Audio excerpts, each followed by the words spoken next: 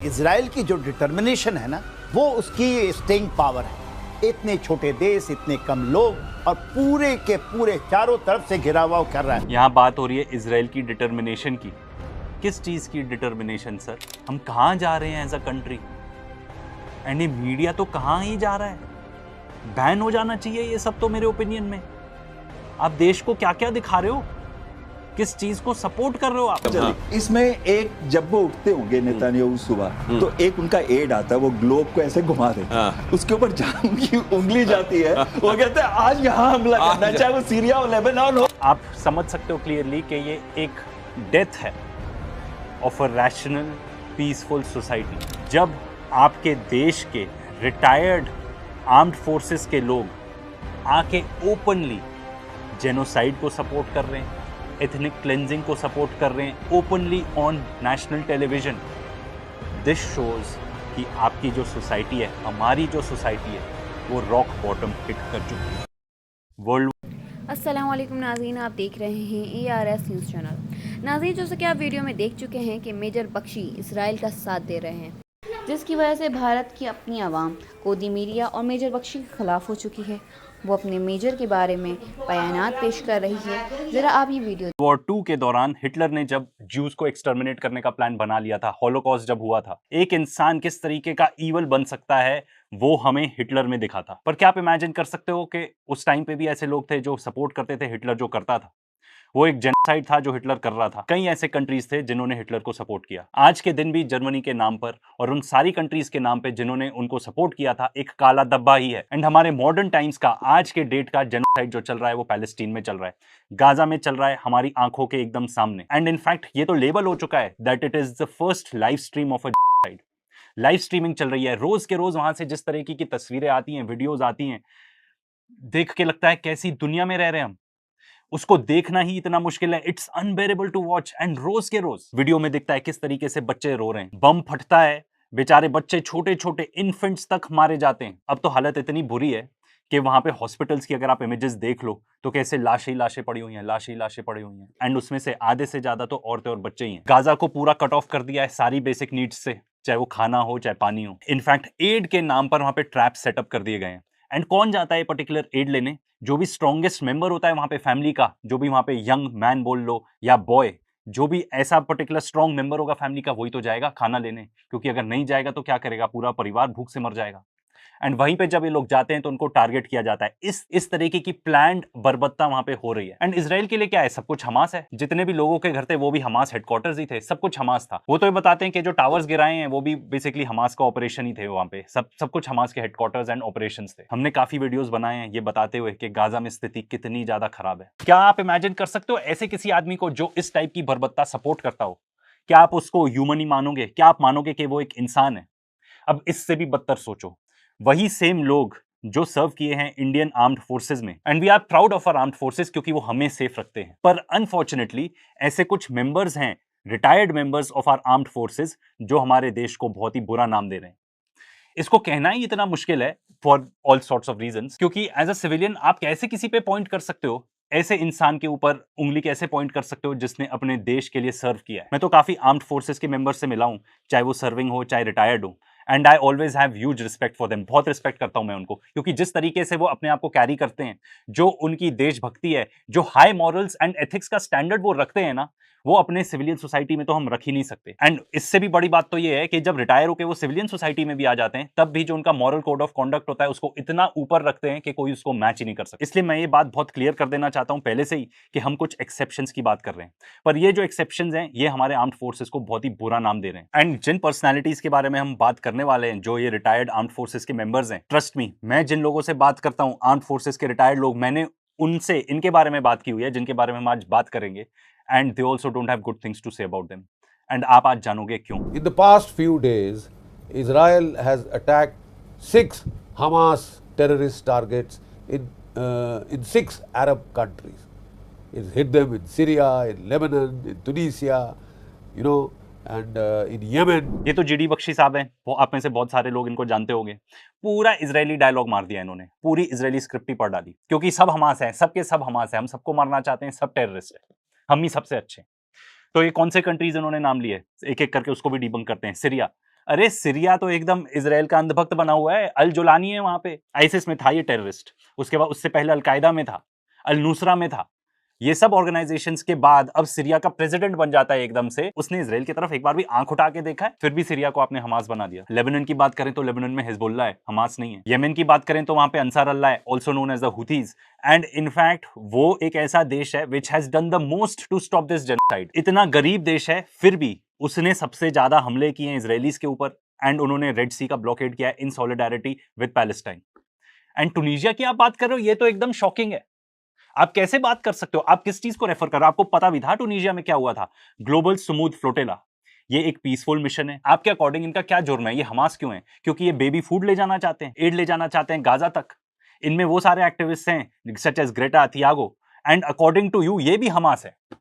According to GD Bakshi sir, a retired major general of the Indian army, जो activist break करना चाहते हैं Gaza की सीज, जो वहां पे बेबी फूड ले जाना चाहते हैं ताकि बच्चे भूख से ना मरे, न्यूबॉर्न्स भूख से ना मरे, लोग भूख से ना मरे, according to GD Bakshi sir ये लोग हमास हैं। मतलब मैं तो इस बात से शॉक्ड हूं कि आप नेशनल टीवी पर आके एक ऐसे बंच ऑफ ब्रेव एक्टिविस्ट, जब पूरी गवर्नमेंट्स पूरे दुनिया की फेल हो चुकी हैं, दे हैव एक्चुअली फेल्ड, इसीलिए तो इन लोग को जाके ये सब काम करना पड़ रहा है। आप इन लोगों को टेररिस्ट कह रहे हैं। And the simple fact is that Israel was attacked brutally on 7th October 2.5 years ago almost.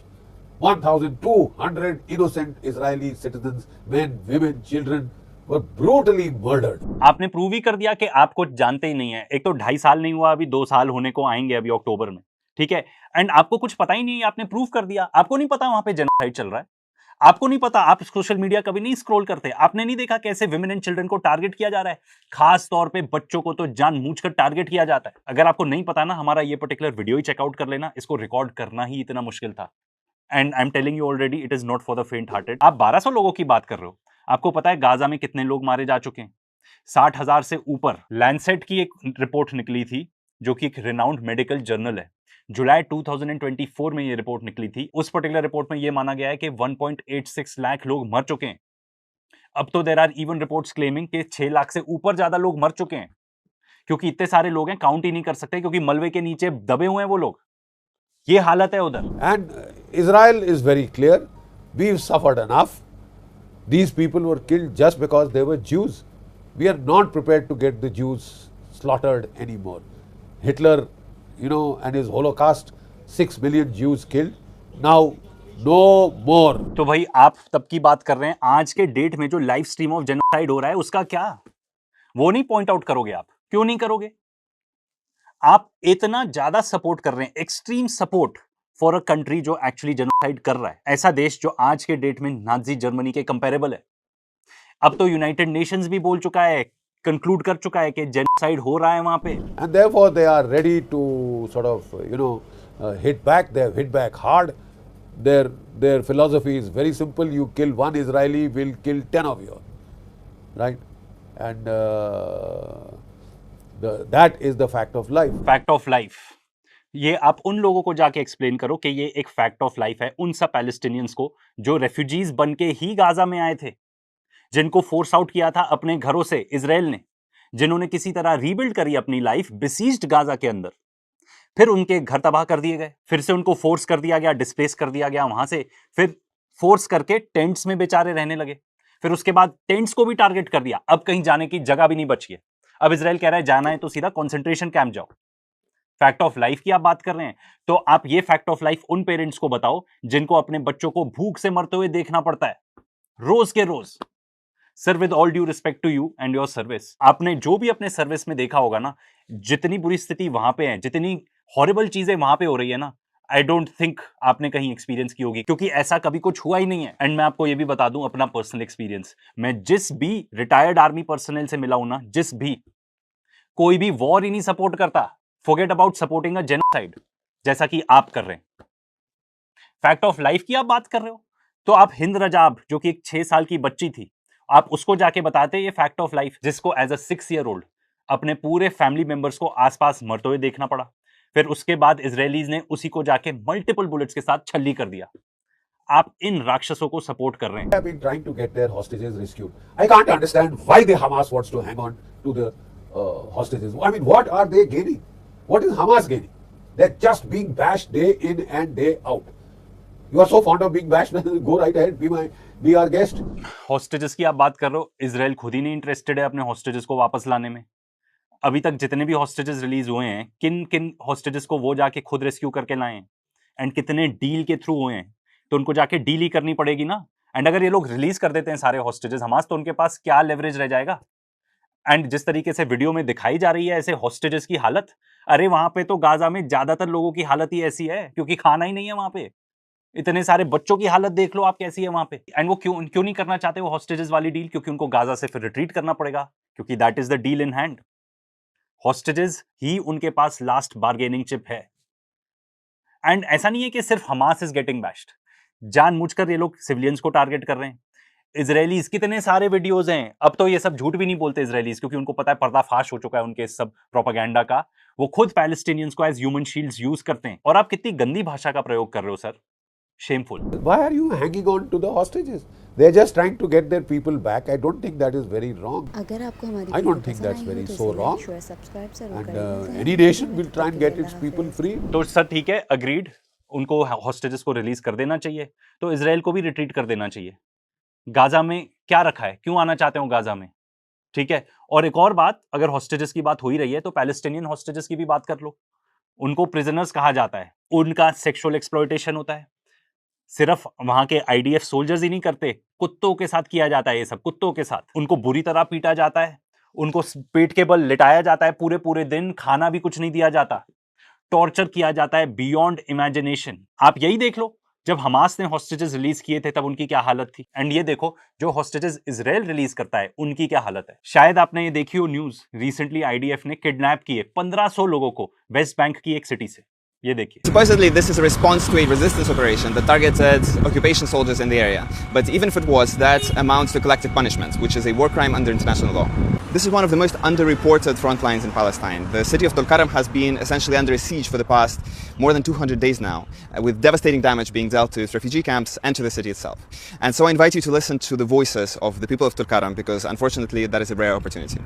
اطلع حط السلاح في راسي، اطلعش بطخك، ما في مجال.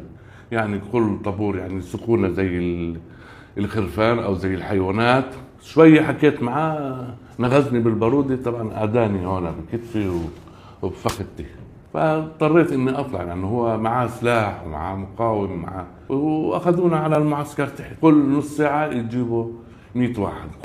Israeli सेना ने आक्रमण की पहली कार्रवाई शुरू की। इजरायल सुरक्षा कैबिनेट ने दी है गाजा कब्जे की मंजूरी। 80,000 रिजर्व सैनिकों को बुलाने की तैयारी में आईडीएफ। नेतन्याहू के गाजा प्लान का अरब देशों में कड़ा विरोध हो रहा है, लेकिन मुझे लगता है ये सर कड़ा विरोध जो है ना, ये कड़ा विरोध तक ही है। ये कड़ा विरोध, कड़ा पहन लिया और विरोध कर दिया, बस उतना ही चलता है। लेकिन इनके 80,000 रिजर्व वाले आ गए हैं। वो तो तैयार रहते हैं, वो तो बोल के खुशी आए। वहाँ कड़ा नहीं, मामला पूरा आराम से चलता है। उन्होंने कह दिया, कैबिनेट ने पास कर दिया। सबसे बड़ी बात मैं इसको नोट कर रहा हूँ कि उनके कैबिनेट ने पास कर दिया, क्योंकि वहां पर थोड़ी बहुत एक तरह से हलचल थी। तो नेतन्याहू की बहुत बड़ी जीत है कि उनकी बात को माना उनके कैबिनेट ने, और ये मिल गया है। अब जरूर वो इजराइल गाजा के इस हिस्से को पूरा खाली कराएंगे ही, तभी दम लेंगे। तो अगर बात हो रही है आईडीएफ रिजर्विस्ट की, तो उन्होंने भी ड्यूटी पर रिपोर्ट करना बंद कर दिया है। ये जो शख्स हैं, इनका नाम है पीके श्रीवास्तव जी। ये हैं air vice marshal retired of the Indian air force, full on supporting genocide and ethnic cleansing on national television of India. Condemn करना तो छोड़ दो, वो ओपनली सपोर्ट कर रहे हैं जेनोसाइड, ओपनली सपोर्ट कर रहे हैं एथनिक क्लेंजिंग। एंड में उसने क्या बोला, एकदम फिर से सुनो। की बात को माना उनके कैबिनेट ने, और ये मिल गया है। अब जरूर वो इजराइल गाजा के इस हिस्से को पूरा खाली कराएंगे ही, तभी दम लेंगे। जरूर खाली कराएंगे ही, openly supporting. For air vice marshal, जिन लोग को नहीं पता, is one of the highest post in the Indian air force. अब क्या रह गया यार बोलने को? मैं इमेजिन नहीं कर सकता कोई भी ऐसा देश है पूरी दुनिया में, इजराइल को छोड़ दो, वो तो ऑफ कोर्स पागल लोग ही हैं, एंड इंडिया, जहां पे members of the armed forces openly आके सपोर्ट कर रहे हैं डिस्प्लेसमेंट ऑफ पीपल, ओपनली आके सपोर्ट कर रहे हैं एक जेनोसाइडल स्टेट को सच एज इजराइल, ओपनली आके सपोर्ट कर रहे हैं उसके सारे एक्शंस, ओपनली आके सपोर्ट कर रहे हैं नेतन्याहू को, जिसके खिलाफ अरेस्ट वारंट जारी हुआ है इंटरनेशनल क्रिमिनल कोर्ट के द्वारा। कोई रिकॉग्निशन नहीं इस बात का कि भाई इतने सारे लोग हैं, कहां जाएंगे? इजराइल उनको कहां लेके जाना चाहता है? इजराइल उनको कॉन्सेंट्रेशन कैंप्स में डालना चाहता है? इजराइल ओपनली उनके ऊपर बम बरसा रहा है, कितने लोग मारे जाएंगे, इस चीज की कोई बातचीत ही नहीं। सर आप जानते हैं आपके पास कितना बड़ा ओहदा है as a air vice marshal retired of a country? आप कोई ऑर्डिनरी सिटीजन नहीं है। जो लोग भी इस पर्टिकुलर पोस्ट से रिटायर होते हैं आगे जाके गवर्नर बन सकते हैं स्टेट के, एट मिनिमम यूनिवर्सिटीज में वाइस चांसलर तो बन ही जाते हैं। And he is openly coming and supporting genocide, openly coming and supporting ethnic cleansing. ये क्या बताता है हमारी सोसाइटी के बारे में? आप सिर्फ ह्यूमैनिटी के खिलाफ ही नहीं बोल रहे हैं, आप इंडियन गवर्नमेंट की पॉलिसीज के खिलाफ भी बोल रहे हैं सर। आप भी, जीडी बख्शी, आप सब लोग। India was one of the first non-Arab countries to recognize Palestinian Liberation Organization and one of the first countries to recognize Palestine. And ये कोई सरप्राइज नहीं है given our history कि हम लोग खुद भी कॉलोनाइज रहे थे, एंड ये कॉलोनाइजेशन ही है जो वहां पे हो रहा है। वैसे जहां तक पीके श्रीवास्तव सर की बात की जाए तो ये और अनशंट सी बातें करते हैं। ये पर्टिकुलर वीडियो है, उनको डीबंक करते हुए पूरा चेकआउट कर लेना। अगली खबर यह कि इजरायली हमले से गाजा में हाहाकार उधर का चल रहा है। देखिए गाजा सिटी पर कब्जे के लिए बमबारी तेज। इजराइल ने कहा हमारा लक्ष्य हमास का खात्मा। इजरायली सेना ने दिया लोगों को अल्टीमेटम, गाजा छोड़ने के लिए 48 घंटे का समय, और कहा जा रहा है कि 13वीं सदी की यहां पर एक इबादत गाह भी थी, उसको भी प्लेन कर दिया है इजराइल ने। देखिए अभी वहां पर ग्राउंड एक्शन शुरू हुए हैं। इसके पहले 48 घंटे हो चुके हैं और वहां से 10 लाख लोग थे, 4 लाख तो भाग ही गए, अलम आवासी कैंप में चले गए। उन्होंने अल्टीमेटम दिया है कि ये 6 लाख भी आप निकलो, नहीं तो एक्शन होगा। देखिए गोदी मीडिया तो क्या बोलो यार, मतलब यहाँ पे जिस तरीके से वहां पे लोगों का कत्लेआम हो रहा है, और ये हमारा न्यूज एंकर देखो आके कैसे उसको एक क्लाउन की तरह प्रेजेंट कर रहा है। मतलब वहां पे डेथ और डिस्ट्रक्शन की बात हो रही है, पूरे परिवार के परिवार खत्म, बच्चों का कत्लेआम किया जा रहा है। कितने सारे वहां पे ऐसे बच्चे हैं जिनके अब कोई फैमिली ही नहीं बची, उनके लिए एक्रोनिम बना दिया है वहां पे, क्योंकि इतने सारे बच्चे हैं ऐसे। आप एक ऐसे किल जोन की बात कर रहे हो जहां पे कोई हॉस्पिटल नहीं बचे, कोई। एक बात बताना चाहता हूं, ये जो आकलन चल रही है ना कि गाजा को डिस्प्लेस कर देना, खाली करा देना, ये सडनली हो गया है। इनका मानना है नेतन्याहू का, अमेरिका का भी टैसिट सपोर्ट है इसमें। मैं आपको कहूं गाजा के बारे में ट्रंप ने कहा था कि मुझे दे दो, यहां पर रिवेरा बनाएंगे, और आज उनके फाइनेंस मिनिस्टर ने या होम मिनिस्टर ने भी कहा है कि ये बफर जोन रिवेरा बना दो। एक और ये हैं रिटायर्ड कैप्टन श्याम कुमार जी, जो बात कर रहे हैं गाजा को रिवियरा में बनाने की, गाजा को रिवियरा बनाने को सपोर्ट कर रहे हैं, एटलीस्ट लग तो ऐसा ही रहा है। ये एक रिटायर्ड ऑफिसर हैं इंडियन आर्म्ड फोर्सेस के, जिनको लगता है परफेक्ट लेजिट बात है कि आप किसी को भी जाके बॉम्ब कर दो, ठीक है, एक देश को जाके बॉम्ब कर दो, वहां के लोगों को डिस्प्लेस कर दो, जो लोग वहां पे इतने टाइम से रह रहे थे उनको डिस्प्लेस कर दो, कोई बात नहीं, उस चीज को वैलिडेट कर रहे हैं। ये सब क्राइम्स कमिट कर लेना against humanity, no consideration for human life, no consideration for humanity. मतलब ये सारी चीजें सर यहां पे डिस्प्ले कर रहे हैं। मैं रिपीट कर रहा हूं, ऑन नेशनल टेलीविजन ये सब हो रहा है। Retired officer of the Indian army thinks it's perfectly fine to invade another country, kill all the people who live there just to create a casino, a gambling hub. Belly dancers होंगी आसपास, ये सभी तो बताया गया था Gaza Riviera में, और आप उस चीज को सपोर्ट कर रहे हैं सर। इनको हमास के टेररिस्ट नजर आ जाएंगे। इजराइल जो कर रहा है, जितनी गलत सलत चीजें इजराइल कर रहे हैं वो इनको नहीं नजर आएंगे, या वो नैरेटिव के खिलाफ है तो न्यूज वाले नहीं चाहते कि आप उस चीज के बारे में बात करो, तो इनको यही इंस्ट्रक्शन दिए हुए हैं। वो कौन से टेररिस्ट हैं जो ये सब बात कर रहे हैं और हम उसको पूरी खुली छूट दे रहे हैं, उसके बारे में कुछ बात ही नहीं कर रहे हमारे नेशनल टेलीविजन पे, हमारे न्यूज पे।